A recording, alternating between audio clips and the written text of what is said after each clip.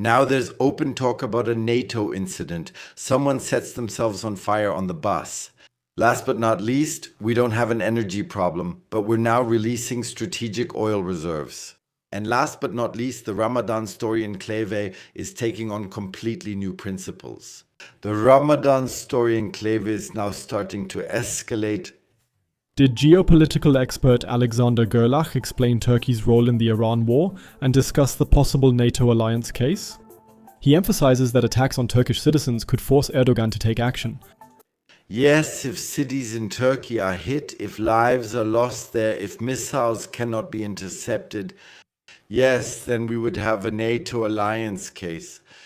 So far, of course, we can all still be really glad and keep our fingers crossed that nothing more happens back there. But the NATO alliance case has never been this critical, not even in Ukraine, by the way. Before we hear once again that we have to release strategic oil reserves and that there will be no tax relief. May I just quickly remind you, today we have once again made an extra 200 million available for the European Union outside of the regular budget, but you'll only find out about that on Sasha. I brought up the speech again there. The most important news first, the energy supply in Germany is secured. However, what we are observing are significant price fluctuations and volatility in the energy markets. We are currently not experiencing any shortages. However, strategic reserves are still being released, not primarily to lower prices here, but to relieve other countries. And yes, Germany is, up to the point where I'm recording this video, the only country on this planet. We absolutely need to keep in mind for the following context that it's Germany that's releasing the strategic oil reserves. That's why the International Energy Agency asked its member states last night to release oil reserves amounting to 400 million barrels, which is about 54 million tons. I didn't find much about that, but what I did find, and I'm not talking about media that blew the whole thing out of proportion, I'm just talking about the facts here. They instructed the countries to save energy, but not to release the strategic oil reserves.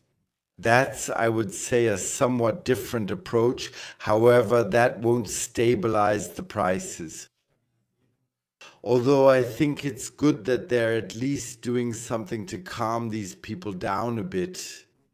Because the panic about electricity is definitely there, and about gasoline too, and people are very afraid. If I may ask you for one thing, if you want to support this channel, please leave me a like and a subscription so we can get this channel growing again. Since my topics aren't really close to YouTube's heart, I'm being restricted more and more every day because I tell you the truth. Thank you very, very much. It will take a few more days. Another measure was discussed in the cabinet today, and that concerns the rising prices at gas stations. We know that many commuters in particular, but also medium-sized businesses, are burdened by the high fuel prices and are understandably upset. That's why we have decided to limit the frequency of price changes and to base ourselves on the so-called Austrian model. Okay, so now they only increase sharply once a day. How does that help, please? What? It would have made a difference if, for example, they had said, we're suspending the carbon dioxide 2 tax. In the end, we'll have to pay for it at the end of the year anyway. We'll pay for it in 2 years, even in 5 years, because we simply won't be able to meet these climate targets anymore. Instead of saying, okay, we're removing the taxes. No, but that's not possible because today, just today, we've promised Ukraine another 200 million euros. Instead of letting people here buy fuel at lower prices to boost the economy. Economic growth has now turned into stagnation.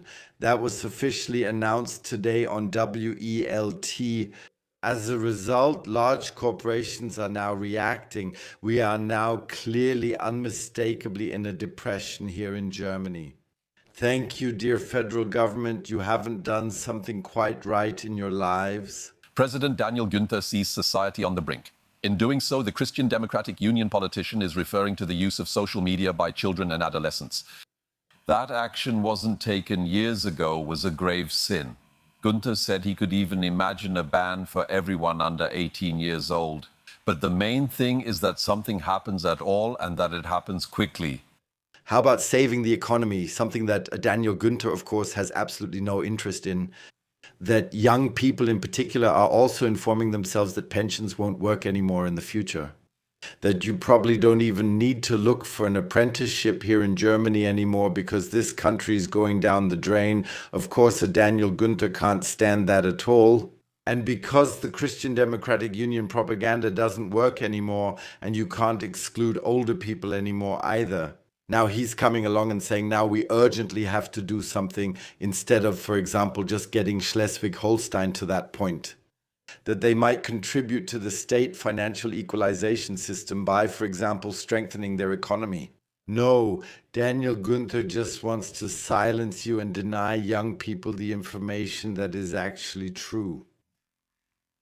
The non-Muslim students at Joseph Beuys Comprehensive School in Kleve have to turn away while eating their snacks during the fasting month of Ramadan so that their fasting Muslim classmates don't feel disturbed. Rules of conduct for Christian and non-religious students are not well received in Kleve. This case is causing more and more of a stir because it simply can't be that children are being hindered while eating. And I really have to say it like this. If some people think they shouldn't eat something because of their religion, that's their business. However, and this affected us as parents ourselves, we then talked to my daughter for a long time and told her, please sit down and eat. You don't have to be afraid of anything. And please, if people really want to go through with this, you must not risk your school performance for it, because especially children's brains need an incredible amount of nourishment. That's why teenagers eat so much. And I think every parent knows exactly what I mean when they hit puberty, and that's absolutely a total no-go. And the school ministry should immediately intervene to hold these teachers and also the principal accountable right away. The cause of the fire involving a bus in Switzerland remains unclear. 6 people died and 5 were injured, some seriously. The impossible happened in Kersas, not far from the capital Bern in the canton of Fribourg. When the fire department arrived, the bus was already completely engulfed in flames. The police now assume it was a deliberate act. A passenger is believed to have set the bus on fire while it was in motion. So, finally, a mentally disturbed man simply sets himself on fire on the bus and kills people as a result. That's what happens when, for example, there are no doctor's appointments. That's what happens when people aren't protected from themselves. Because there are still people here, even in Germany, who would simply rather go to a psychiatric hospital than be locked up. There are hardly any places left, even in psychiatric wards, because people who commit serious crimes here in Germany simply occupy these places. And society needs to rethink that people who don't belong here and don't even have a residence permit must be deported immediately.